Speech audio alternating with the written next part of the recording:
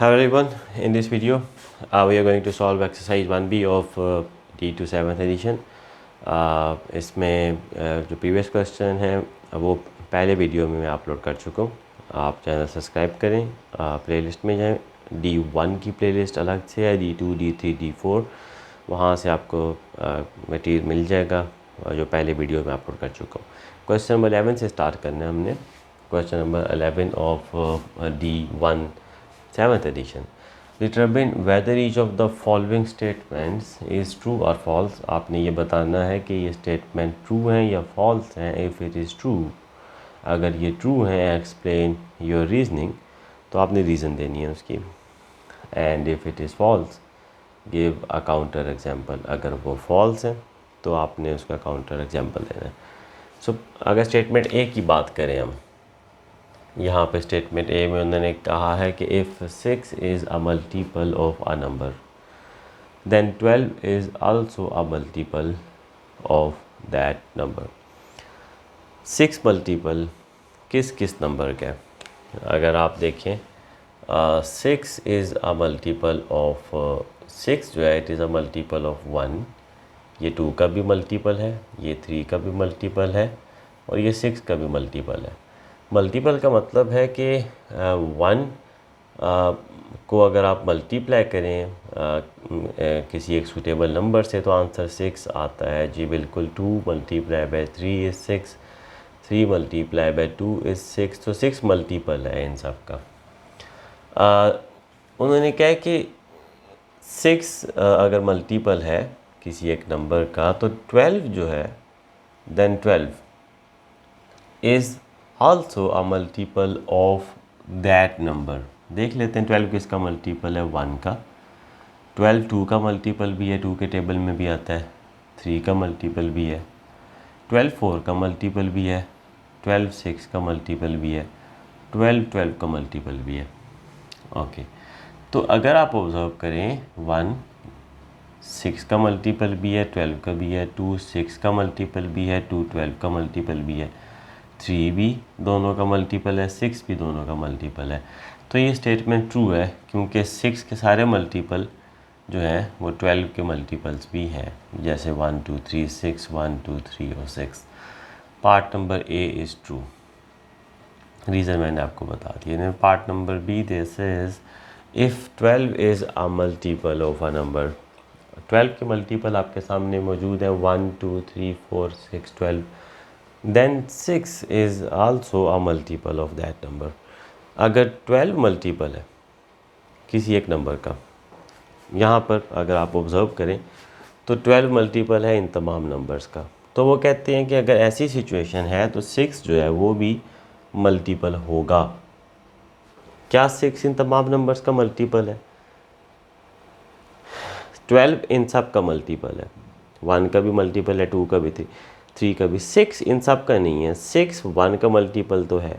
1 into 6 is 6. 6 2 का multiple भी है. 2 इंटू 3 इज 6. 6 3 का मल्टीपल भी है. 6 4 का मल्टीपल नहीं है. 4 के टेबल में 6 नहीं आता. 6 6 का मल्टीपल है. 6 12 का मल्टीपल नहीं है. तो ये अगर आप इसकी काउंटर एग्ज़ाम्पल की बात करें तो 4 आप यहाँ पे लिख सकते हैं दिस इज़ फॉल्स. और उसकी रीज़न ये है कि 6 is not a multiple of 4 और 4 12 का मल्टीपल है. ये इसका काउंटर एग्जांपल दे सकते हैं आप. सी में चलते हैं हम. If 8 is a multiple of a number. आप पहले 8 के मल्टीपल लिख लें. 1 आप ये कहेंगे ये फैक्टर्स, बिल्कुल ये फैक्टर्स भी हैं एक्चुअली. 2 4 एंड 8. 1 8 1 का मल्टीपल है. 1 8 का फैक्टर है. ये रिलेशनशिप है. 8 1 का मल्टीपल है. 8 2 का मल्टीपल है. 8 4 का मल्टीपल है. 8 8 का मल्टीपल है. ओके, तो वो कहते हैं कि अगर 8 is a multiple of a number like 8 1 का मल्टीपल है तो 8 डिविजिबल भी होगा उससे. क्या 8 1 से डिविजिबल है? जी है. 8 2 का मल्टीपल है. क्या 8 2 से डिविजिबल है? that is divisible by 2. 8 is a multiple of 4. Is 8 divisible by 4? Yes, it is divisible by 4. तो ये ट्रू होगा, स्टेटमेंट ट्रू है। और पार्ट डी की अगर आप बात करें तो उन्होंने क्या, if m is the LCM of P and Q। m LCM है P एंड Q का। सपोज़ P आपके पास 2 है, Q आपके पास 4 है, लेट सपोज़। तो इनका LCM क्या होगा, लोएस्ट कॉमन मल्टीपल। देख लेते हैं। आप 2 के मल्टीपल लिखें, 2, 4, 6, 8, 10, 12। आप 4 के मल्टीपल लिखें, 4, 8, 12, 16, 20। ये मल्टीपल लिख लिए। LCM का मतलब है लोएस्ट कॉमन मल्टीपल। देखिए मल्टीपल तो आपने लिख लिए, इसमें से कॉमन को ज़रा एनसर्कल करें। 4 कॉमन मल्टीपल है दोनों में, 8 कॉमन मल्टीपल है, आगे भी आपको मिल जाएंगे। और फिर लोएस्ट कौन सा है इसमें, 4 जो लोएस्ट कॉमन है। तो LCM अगर आप देखें इन दोनों का, वो 4 है। उन्होंने कहा था कि M LCM है P और Q का। P और Q का LCM एक्चुअली M है। तो वो कहते हैं कि जो M है वो डिविजिबल होगा बोथ P एंड Q से। M यानी 4 is divisible by P and Q। Yes, this is true, this is true. तो ये क्वेश्चन नंबर 11 का सोल्यूशन इस तरह से होगा। Then question number 12 from the same exercise is that Kate wishes to cut some squares from a Vanguard sheet with a length of 64 centimeter and a breadth of 48 centimeter. So basically एक sheet है, उसकी अगर आप observe करें तो length 64 है और जो ब्रेड्थ है वो 48 है। ये एक तरह की शीट है। और Kate what she want to cut this sheet in squares. वो स्क्वेयर्स में इसको कन्वर्ट करना चाहती हैं, ठीक है, इस तरह से, लाइक दिस। सो एंड उसमें उन्होंने ये बताया आपको that the squares should be as big as possible. अब ये वर्ड बड़ा इंपॉर्टेंट है, as big as possible. HCF is highest common factor. तो for this one you need to find HCF। आप ये ज़रा इसको रिलेट करें ना, एज बिग एज पॉसिबल, तो that relates to HCF, highest value, highest common factor. Lowest case में हम नॉर्मली LCM की बात करते हैं। So she doesn't want any left over Vanguard sheet. जितना ज़्यादा स्क्वेयर का साइज़ रख सकें सो दैट पीछे शीट ना बच जाए। So what is the length of each square. Okay, तो इसमें आपको HCF कंप्यूट करना है। HCF किसका कैलकुलेट करना है, 64 और 48 का। तो पहले तो आप ये फैक्टर्स लिखें, ये सारे फैक्टर्स 64 के हैं, ये सारे फैक्टर्स 48 के मैंने लिख दिया आपके सामने। इनमें से अगर आप कॉमन फैक्टर्स की बात करें तो देखें ये भी कॉमन है, this is a common factor, 2 is a common factor, then 4 is a common factor, but which factor is common as well as it is the highest one. ये हाईएस्ट है कॉमन फैक्टर्स में से। तो आप देखें HCF 16 मैंने find किया। इसका दूसरा तरीका ये 64 की आप प्राइम फैक्टराइजेशन करें। 64 होता है 2 पावर 6 और 48 होता है 2 पावर 4 इंटू 3 पावर 1। अब ये 3 पावर 0 मैंने खुद लिखा है यहाँ पे क्योंकि एक्चुअली यहाँ पे कुछ भी नहीं था। So in order to complete this column of 3 I have written here 3 power 0 because किसी भी नंबर की पावर 0 इज़ एक्चुअली 1। ये रिज़ल्ट चेंज नहीं करता। इसी तरह इसके लिखने से कोई मसला नहीं है।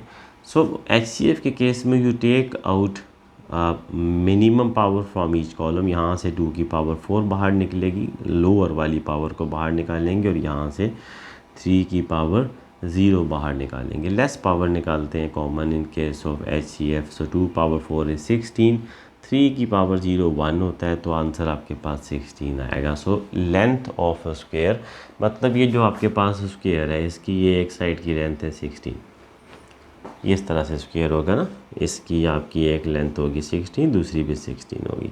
सेकंड पार्ट में उन्होंने कहा था how many squares can she cut all together. वो कितने स्क्वायर कट कर सकते हैं। वेल ये तो क्वाइट सिंपल कि आप टोटल एरिया को डिवाइड कर दें एरिया ऑफ वन स्क्वायर से। सो तो टोटल एरिया है 64 into 48 divided by area of one square is 16 into 16।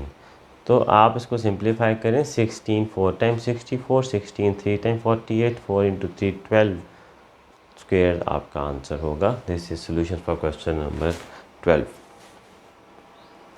Then there is question number 13। A class has between 30 to 40 students. एक class में 30 से 40 स्टूडेंट्स हैं। Each boy in the class brings 15 chocolate bars for a class party. हर एक लड़का 15 chocolate bars party के लिए लाएगा। And the party is teachers day. The chocolate bars are shared equally among the 20 girls of the class. वो जो chocolate bars होंगे वो 20 girls and their form teacher उनके बीच में डिस्ट्रीब्यूट होंगे विद नो लेफ्ट ओवर।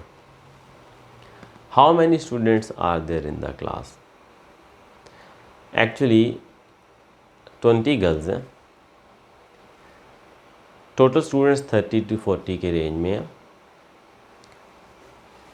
तो ज़रा इस टेबल को देखिएगा, अगर टोटल स्टूडेंट 30 होते हैं तो बॉयज़ 10 होंगे क्योंकि 20 गर्ल्स हैं। And if there are 10 boys, each boy will bring 15 chocolate bars. Each boy 15 chocolate bars. So 15 into 10 total chocolate bar बनेंगे 150। अगर आपने इन 150 बार्स को इक्वली डिवाइड करना है 20 गर्ल्स में और एक फॉर्म टीचर है उनके,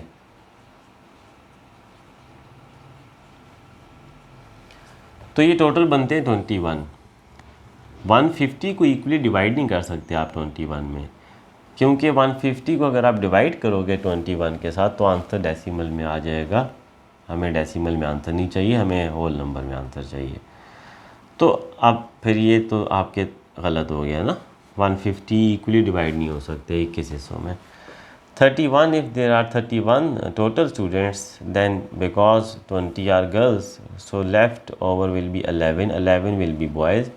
Each boy brings 15 chocolates, so 15 into 11 is 165. Again 165 cannot be divided exactly into 21 parts, 20 girls and 1 teacher, so ये भी नहीं हो सकती strength. So there will be this option, जब आपके total students 34 होंगे then 20 are girls, so 14 are boys, 14 students will each bring 15 chocolates, so 14 into 15 total number of chocolate bars are 210.